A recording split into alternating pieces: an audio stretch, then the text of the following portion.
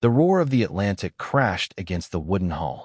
The Santa Maria sliced through silver waves under a pale moon.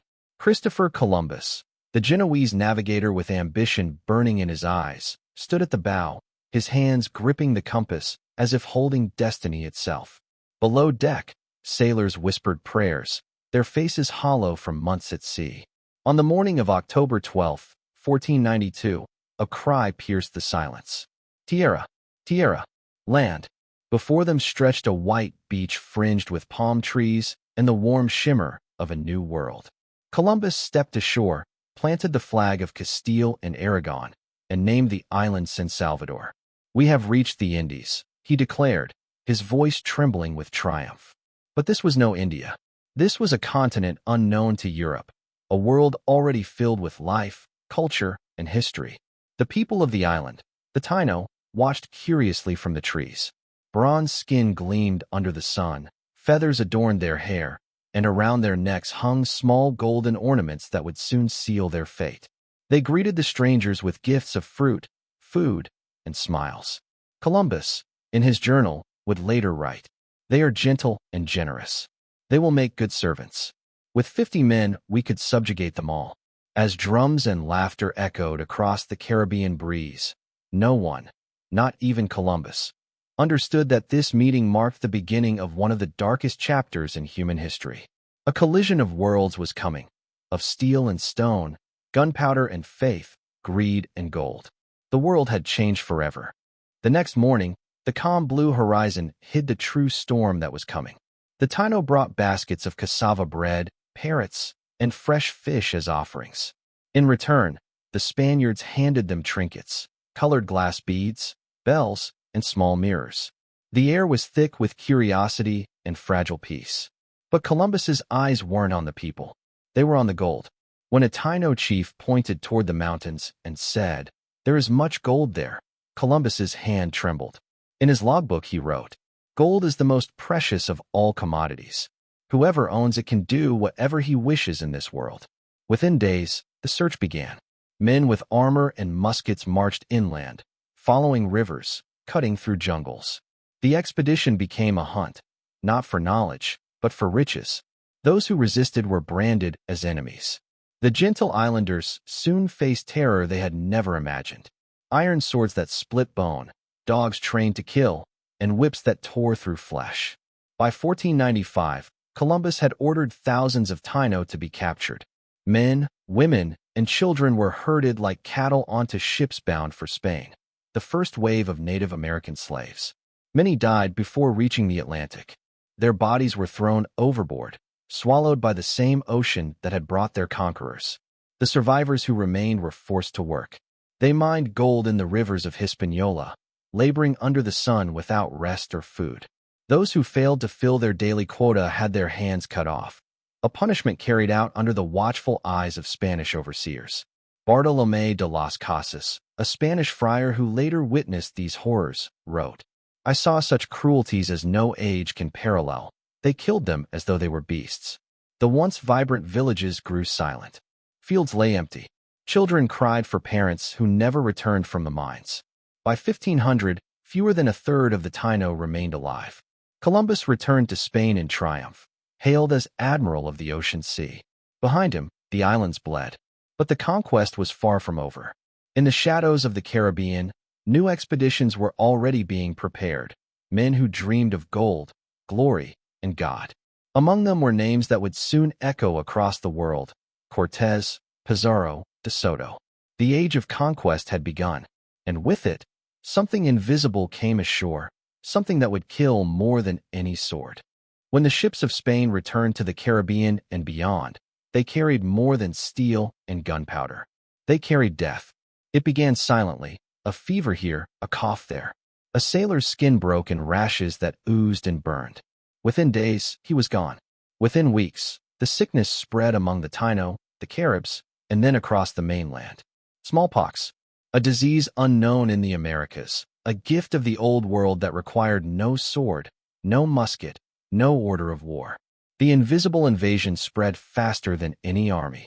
In villages, bodies lay in rows, unburied, because no one was left strong enough to dig graves. Whole tribes vanished before any European even set foot in their lands. By 1519, when Hernán Cortés landed on the coast of Mexico, the Aztec Empire was already trembling, not from fear of the Spaniards, but from the plague that arrived just before them. The Aztecs called it the pestilence that eats the flesh. Their priests prayed to the gods, burned incense, and begged for mercy. But there was none. In the streets of Tenochtitlan, once the glittering city of canals and temples, the dead piled up faster than they could be burned. The sweet scent of flowers was replaced by the stench of decay. Out of 25 million souls, over 15 million would die within a single generation. Across the Andes, when Francisco Pizarro marched toward the Inca capital of Cajamarca, he too found an empire in mourning. The great emperor Huayna Capac had perished of the same mysterious sickness. His death threw the Inca world into civil war between his sons, Atahualpa and Huáscar. The Spaniards arrived as vultures to a battlefield already bleeding. One priest wrote, "God himself cleared the way for our conquest, but God had little to do with it. What conquered the Americas was not divine will. It was disease, carried on breath and blood, unleashed by men who neither understood nor cared for its power. For every one Spaniard who came with a sword, thousands of native lives were extinguished by infection. Mothers buried children. Chiefs died beside slaves. The songs of nations disappeared into silence. By the mid-1500s, the population of the Americas, once nearly 60 million people, had collapsed to less than 6 million. 9 of every 10 human beings vanished, and Europe called it discovery. Yet even as the dead lay uncounted, new ships set sail, not to bring aid or repentance, but chains. The Caribbean sun blazed over fields of sugarcane. The air smelled of salt, sweat, and ash. By 1510, the native populations had withered under the weight of disease and forced labor. The Spanish settlers, desperate for workers to harvest gold and grow sugar, turned their gaze toward another continent, Africa. Ships began to cross the Atlantic in a brutal rhythm known as the Middle Passage. Each vessel carried hundreds of men, women, and children, chained, branded, packed shoulder to shoulder in darkness. The creak of wood and the muffled cries of the dying filled the hold. 1 in every 5 would never reach the shore. Their bodies were cast into the sea, the ocean floor becoming a graveyard for millions. On the islands of Hispaniola, Cuba, and Jamaica, the first African slaves arrived to replace the exterminated Taino. Plantations rose like prisons, vast fields surrounded by fences and overseen by men with whips and muskets. To the colonists, this was progress. To those bound in chains, it was the end of the world. Records from 1526 describe one of the earliest slave rebellions on Hispaniola. A group of Africans broke their chains, set fire to the sugar mills, and fled into the mountains to join the last surviving Taino. For a brief moment, freedom lived again, an alliance of the broken and the hunted. But the Spanish crushed the uprising with iron and fire. The survivors were executed publicly, their bodies displayed as warnings. Yet the system only grew. By the 17th century, the Atlantic slave trade became the engine of European wealth. Portugal, Spain, England, and France built empires on human misery. Over 12 million Africans were shipped across the ocean. 500,000 died before even touching land. The prophets fueled the Renaissance, financed cathedrals, and built the foundations of modern capitalism.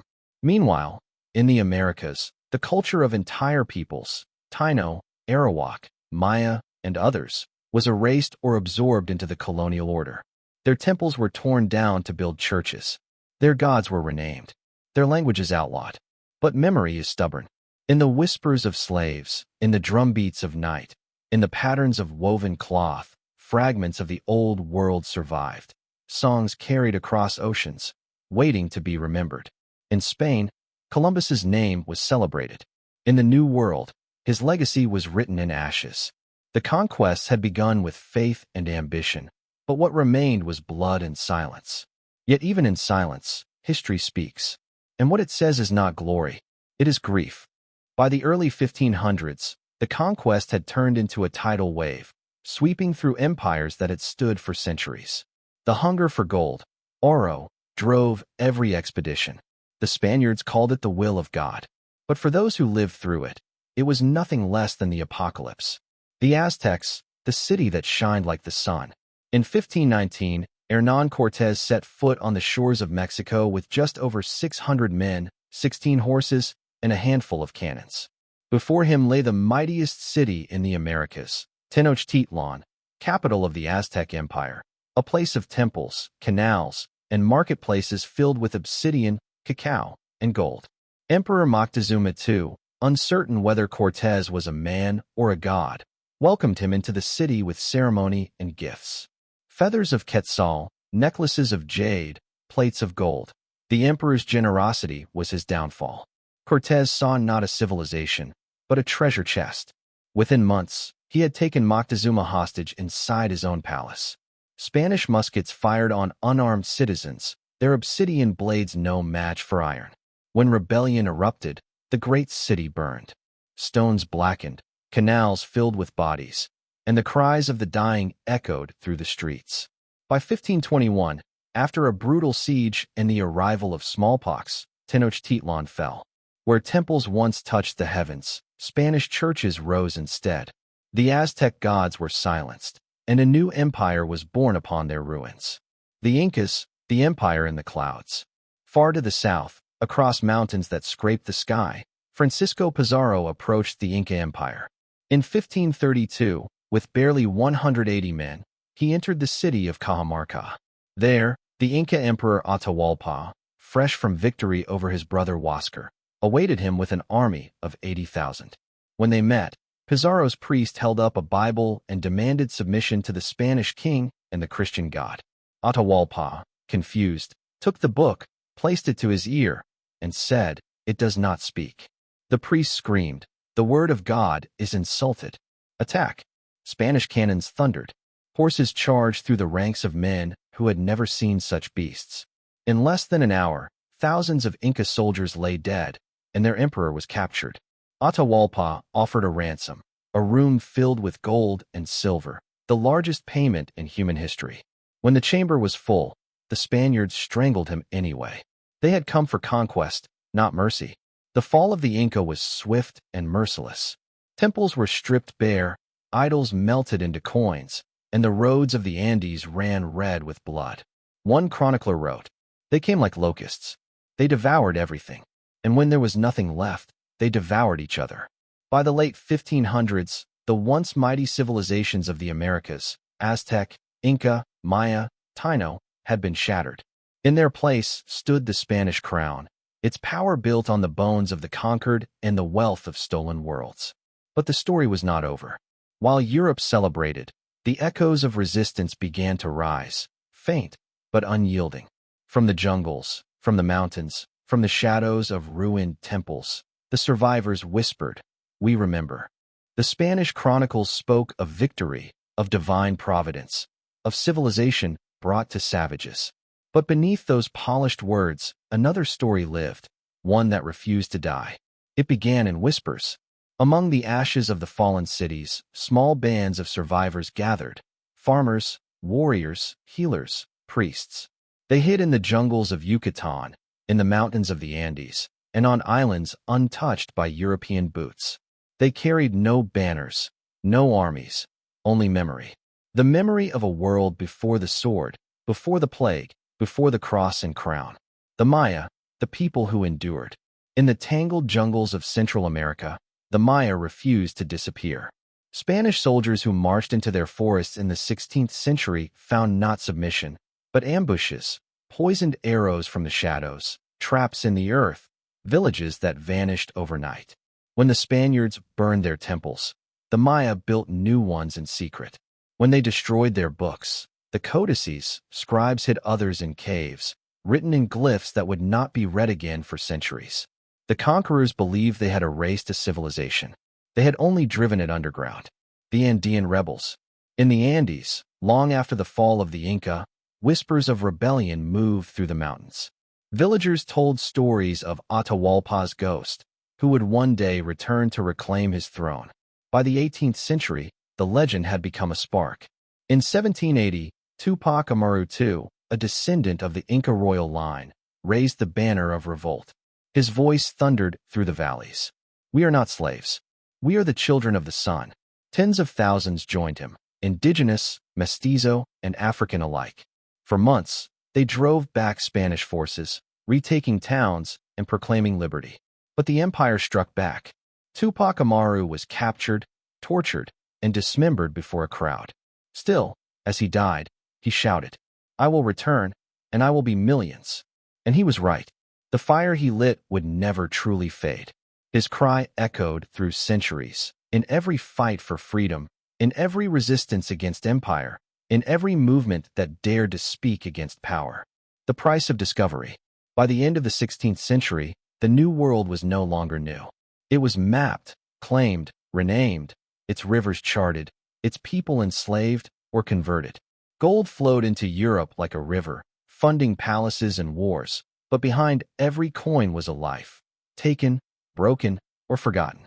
The historian Bartolomé de las Casas once wrote, "What we have done here will be remembered as one of the greatest crimes ever committed against mankind." He was right. The age of discovery had reshaped the planet, but at a cost so vast that its echoes still haunt us today.